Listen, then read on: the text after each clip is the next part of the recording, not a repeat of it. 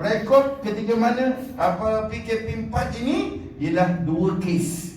Sekarang dia dah naik 16, 20, jangan sampai 50. Abah kata 50, lockdown balik. Ingat tuan-tuan, saya merasai lockdown di Petaling. Saya merasai lockdown di Pasar Jalan Haji Osman PG. Allahu Rabbi, nak balik mandikan dengan kelorok badan aku. Nak balik dalam keadaan berjam baru sampai ke rumah. Tobat bang, jangan lagi bang. Saya pun pergi ke pasar, kami support tentang catering, makanan dan sebagainya. Setelah Ramadan Karim, Masjid Surau tak ada orang. Jadi, apa yang berlaku di Antakya ini, Allah datangkan 2 orang Rasul. Ingat ya, saya nak bawa tuan-tuan, 2 Rasul yang pertama, Nabi yang pertama. 1 Nabi lagi yang datang ni, Nabi ni sahabat Nabi Isa ni, yang Hawariun ini, namanya Yohana dan Paulus. Yohana dengan Paulus ini adalah utusan 2 yang awal. Dan ketika mana dia sampai ke negara Antakya ini, dia pergi jumpa orang tua. Orang tua ni siapa nama dia? Habib bin Najjar. Ada riwayat mengatakan Habib bin Najjar ini pengembala kambing. Dan ada juga yang mengatakan bahawa Habib bin Najjar ini adalah pakar pembuat patung yang disembah oleh raja dan masyarakat di Antakya pada waktu itu. Tapi dia ada seorang anak lumpuh. Dia ada seorang anak lumpuh yang mana ketika itu, apakah kelebihan kamu? Nak mengatakan bahawa kau nak ngajak aku sembah Tuhan kamu, apa kelebihan? Lalu Yohana dengan Paulus ini mengatakan bahawa aku bisa menyembuhkan penyakit orang-orang yang sukar diubati. Lalu dia tak ada apa pun, dia urut je. Dia tak ada bawa air, dia tak ada buat macam di injection, dia tak ada rebus air ketum, tak ada. Dia ubat dengan hanya sekadar meletakkan tapak tangan pada tempat yang sakit dan dibacakan dengan ayat-ayat ruqyah. Yang pada waktu itu, mungkin kalau kita pada hari ini, apa yang diajar oleh Nabi sallallahu alaihi wasallam pada kita, apa yang diajar oleh para alim ulama kepada kita, cara-cara merawat orang-orang yang sakit dan sebagainya. Sebab itu pengalaman saya tuan-tuan, ketika satu hari di hospital sedang, ketika itu almarhum Tuan Guru Datuk Tuan Haji Harundin ada hidup lagi pada waktu itu. Ada seorang pasien ni, dia kena histeria. Mau jerit-jerit, tolong. Doktor dah bagi first injection, second, third. Dia nak bagi fourth, dia kata collapse. Tapi dia kata patient ni steady. Dia sergah je doktor tu. Doktor tu bertakut. Tiba-tiba almarhum nak ziarah orang. Orang kata jumpa dia, minta supaya almarhum datang. Dia kata anak dia sedang sakit teruk pada waktu itu. Almarhum datang hanya sekadar tangan. Dia nampak almarhum, pucat muka dia. Terus ganasnya dia dalam keadaan agresif jadi lembut.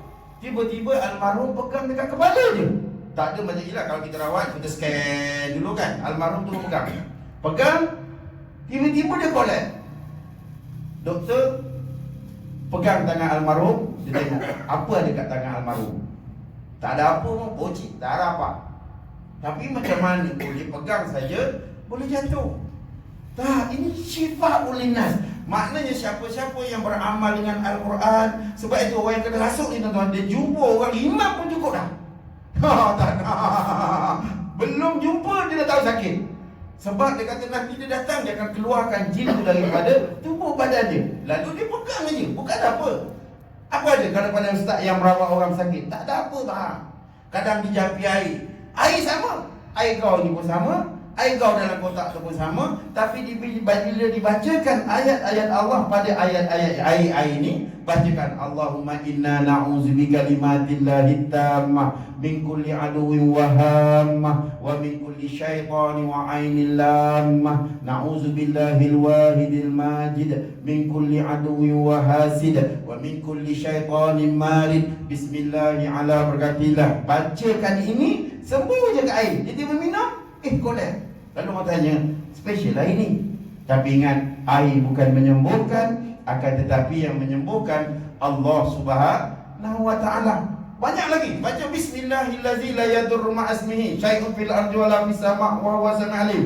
Kes tuan-tuan, sebelum kedai mamak tu ada kedai Melayu kan, dekat seksi 19 ni. Pernah saya ketika mana kerja oil and gas dekat seksi 23 kilang ni, dekat kilang besi tu. Ketika itu ada seorang tua bang. Bukan seorang yang nampak macam alim. Tak, selamba je. Tapi dia nak makan, dia baca. Tiba-tiba cawan gelas dia tu pecah berderai. Dia kata memang tak boleh minum. Kita pun, oh hebat orang tua ni. Air cawan tu boleh pecah. Dia kata tak ada lah. Benarnya cawan ni dia basuh, dia minum dengan air sejuk. Tapi lepas tu dia taruh air panas. Sifat kaca, bila nampak dia guna sains, dia tak ada kata kan. Dia kata, oh aku tak ada, aku jampi ni. Mungkin ada orang nak santau aku dan sebagainya. Tapi lepas dia baca, dia tak ambil air ni, dia pergi ambil air botol untuk diminum dan sebagainya. Ramai orang tercengang pada waktu itu. Wih, pecah gelas, dia tenung je. Tapi mungkin pada waktu itu dengan amalan, dengan bukan hebatnya ni, akan tetapi mungkin dengan sifat jaga-jaga, sebelum minum ingat bacalah ayat ni, ya, bacalah bismillahirrahmanirrahim. Kena ingat Nabi mengatakan, apakah yang ada pada iblis, apakah yang ada pada agama, ialah bila kamu minum, ya, setan ini, ya, bila mana diturunkan oleh Allah Subhanahu taala ke muka bumi ini, maka apa yang dikatakan, engkau telah keluarkan aku daripada syurga. Jadi apakah yang ni? Kau dah bagikan kitab-kitab pada nabi-nabi, rasul-rasul kamu, utusan kamu, tapi ada pada apa aku tu? Salah satunya ialah, apakah makanan aku? Makanan kamu adalah makanan yang tidak dibaca dengan nama aku, kata Allah. Apakah minuman aku? Minuman kamu adalah khamar, arak dan sebagainya. Maknanya ini Nabi mengatakan tentang iblis bila tanya apakah makanan dia di dunia ini. Jadi ingat ya, bila kita baca sahaja, perlindung diri dan sebagainya, dia boleh menjadi penyembuh kepada kita. Dan ketika itu dia jadi terkenal, Yohanan dengan Paulus. Tapi akan tetapi tujuan, maksud datangnya Yohanan dengan Paulus ini adalah untuk mengajak manusia sembah Allah. Yohanan ni dia jenis datang kerja. Macam gitulah, datang dakwah Umar tempat orang asli, Tok Batin masuk Islam. Tok Batin kata, surgah terus. Dia kasar terus. Dan ketika itu, ingat ya, Yohanan dengan Paul, ringkas cerita, telah pun dipenjarakan oleh raja pada waktu itu. Ya, datanglah bisa iz arsalna ilaihi musnaini fakazabuhuma fa'azzazna bisalis. Maknanya datang yang ketiga. Yang ketiga ini namanya Sam'un. Sam'un, dia banyak toleransi. Dia pandai campur dengan orang. Bila tadi kalau Yohana dengan Paulus ini dah dipenjarakan oleh raja, dan dikatakan dalam sejarah dia juga dirotan 100 kali rotan kerana menghina raja yang menyembah patung-patung sembahan dia. Sam'un different. Sam'un ini juga dia boleh mengubat orang, dia boleh merawat penyakit-penyakit orang, dan ketika mana itu dia bergaul dengan orang-orang kuat istana, orang-orang kuat raja, menterinya, perdana menterinya. Makna dengan kehebatan itu dia dapat berkawan dengan raja. Dia gunakan dia punya hubungan yang baik itu. Dia kata, wahai tuanku ada 2 orang yang hebat, yang dikatakan boleh merawat orang. Dan dia ni pula dah boleh rawat orang. Tuanku penjarakan dia. Kenapa? Sebab tuanku bukan penjara kerana marahkan dia mengubat manusia yang sakit dalam negara dia. Tak. Cuma dia ganggu gugat raja dia, kuasa dia. Dan dia memperlekehkan sembahan yang disembah oleh tuanku. Apa yang tuanku sembah? Patung. Sebab itulah kalau tuan-tuan nak merawat, nak tengok syifa ni, jangan bawa orang pergi patung. Hatta ada sahabat kita yang beragama Hindu pun ketika Covid ni datang, penyakit ini pun, dia pergi cari ustaz. Dia kata, kenapa you mandi dekat ini kolam? Dia kata, ini kolam air masjid ada Om.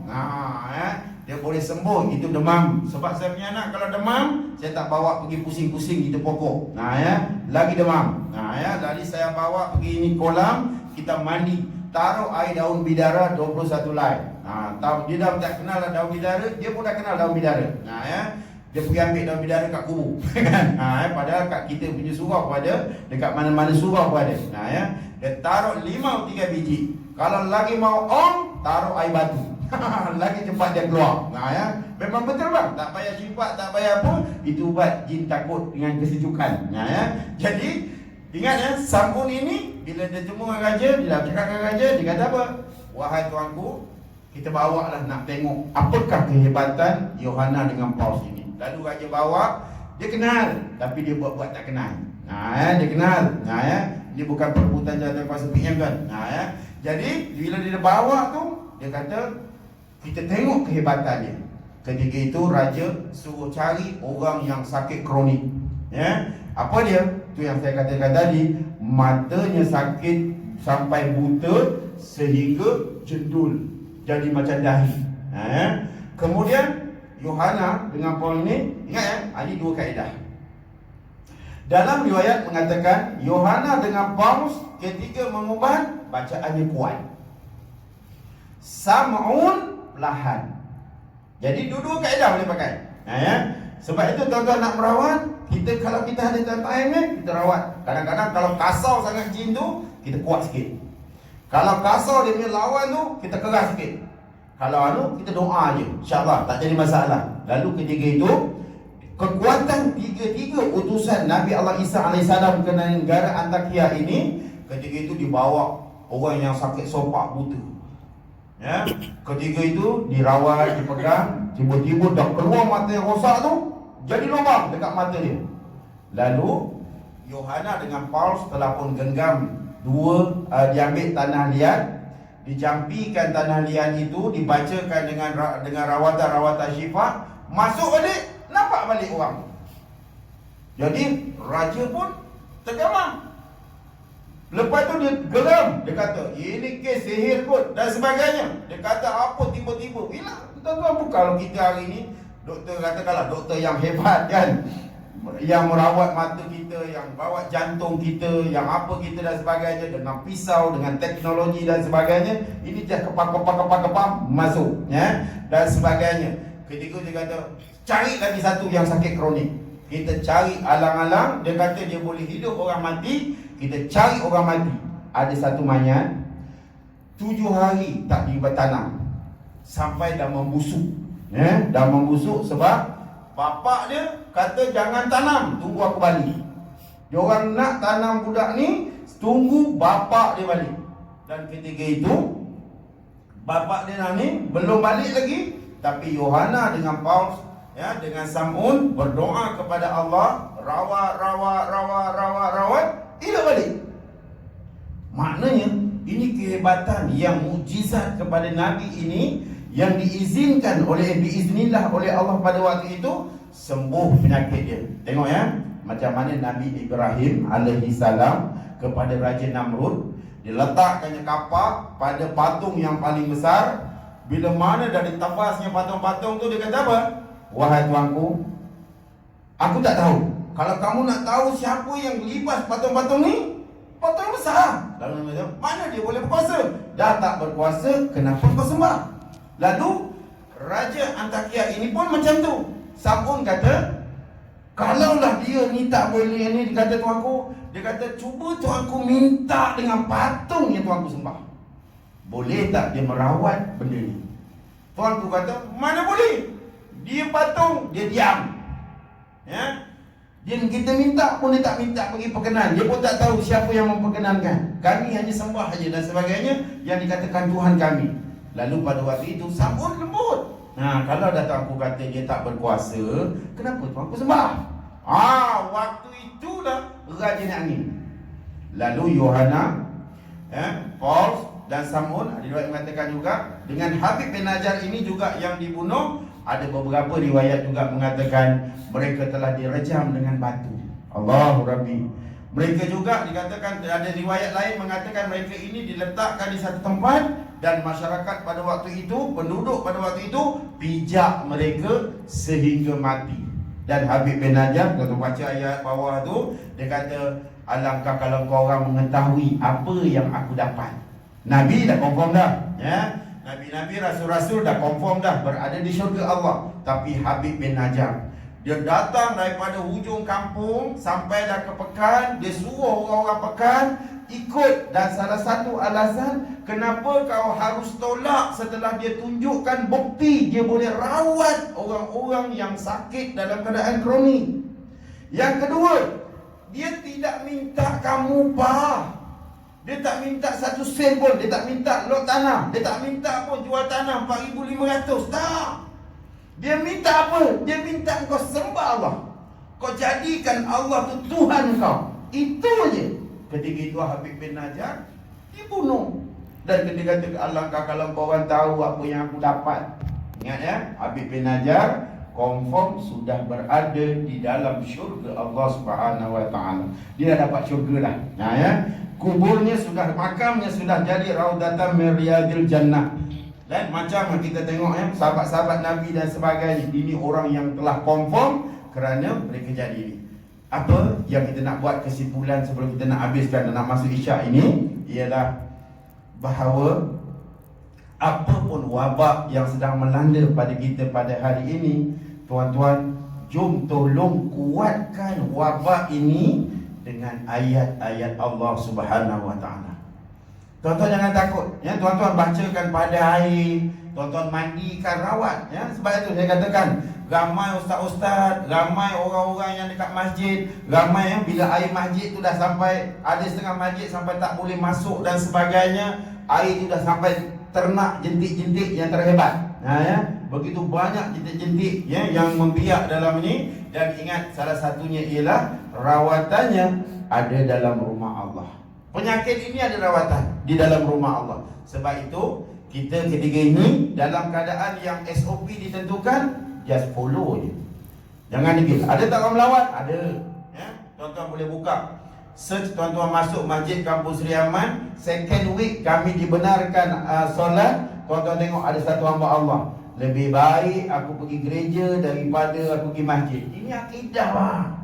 Sebab itu minggu depannya kami tunggu dia sampai. Aku panggil masuk pejabat, bang ingat ini akidah. Tuan nak pergi gereja, gereja tempat agama apa? Kristian. Kita memerlukan SOP, bukan kita tak bagi masuk. Hidup kita ada tolerasi. Tuan-tuan pun ada tolerasi. Bila ada orang nak masuk, nak datang semayang, kita ada tolerasi. Sebab kita ada lagi ruang. Kita cakap, ya boleh bang, masuk dulu. Kita okey. Macam saya senang je. Cakap dengan pegawai, ini tak boleh, ni bang, ni tak datang. Betul ke tak? Tak. Tiba-tiba datang. Alah bang, tadi dia cakap tak datang, ni datang. Dah, itu toleransi. Yang ni dapat masuk tak? Dapat. Yang ni datang, dapat masuk. Tanpa dua. Sebab itu kami daripada 50 boleh buat jadi 70 dan sebagainya. Toleransi. Dia tak ada rigid sangat bang. 50 cukup. Tak ada aku saman. Tak ada. Ada satu tempat saya pergi ketika PKP. Aku masuk semayang. Dah tak ada tempat lain nak semayang. Nak jamak ni. Aku semayang. Dia lari. Kenapa lari? Yang kena saman aku. Bukan kau. Yang dia batalkan semayang. Dia lari. Tak ilah ya Allah. Dia takut dia dengan. Dia kata tak boleh saat ini yang kau habis ni. Kita ikut SOP. Ada tak pegawai tak boleh toleransi? Anggota pun boleh toleransi. Ya? Jabatan agama pun tuan-tuan, buat SOP ini adalah satu yang kita kena turuti setelah MKN berbincang, KKM berbincang, jabatan-jabatan berbincang. Untuk apa? Satu kaedah penyelesaian yang boleh menyebabkan wabak penyakit ini terhindar dalam masyarakat kita. Jadi, kita dah dibenarkan solat, kita ikut SOP yang ditentukan, kita ikut jalan kita. Tuan-tuan surau Jumaat dah beberapa minggu ni, 2-3 minggu ni dah boleh buat solat Jumaat. Jaga dia dulu. Ingat kutipan kami minggu mula 500 je tuan-tuan. Hari ni dah cecah 5,000. Ingat, Nazir pening kepala. Nak bayar api tak ada, nak bayar ini tak ada, itu tak ada. Kita kempen. Alhamdulillah, takut no, mintakan masyarakat. Dah masjid tak bagi aku masuk, lagi minta sedekah. Oh ilah Allah. Padat betul. Padu tak? Padu kami kena. Padu tak jatah kuasa kena? Padu. Tapi kita hadapi sama-sama. Sebab ini tengah melanda wabak penyakit. Memang bila mata berlaku berantakan, berlaku darurat, berlaku kacau bilau, kaedah-kaedah suasana ini pasti dan wajib kita hadapi dan kita tangani elok-elok. InsyaAllah tuan-tuan, kita boleh lepas penyakit ini. Jadi kita jaga elok-elok, tuan-tuan jaga anak-anak isteri elok-elok ya. Mana-mana anak-anak yang balik daripada overseas, kepung dia elok-elok. Memang ayah rindu nak peluk. Aku rindu nak peluk anak aku. Sampai sekarang tak dapat peluk. Salam pun tak boleh. Dia punya sanitizer, dia punya bag pun aku sanitizer dengan air panas.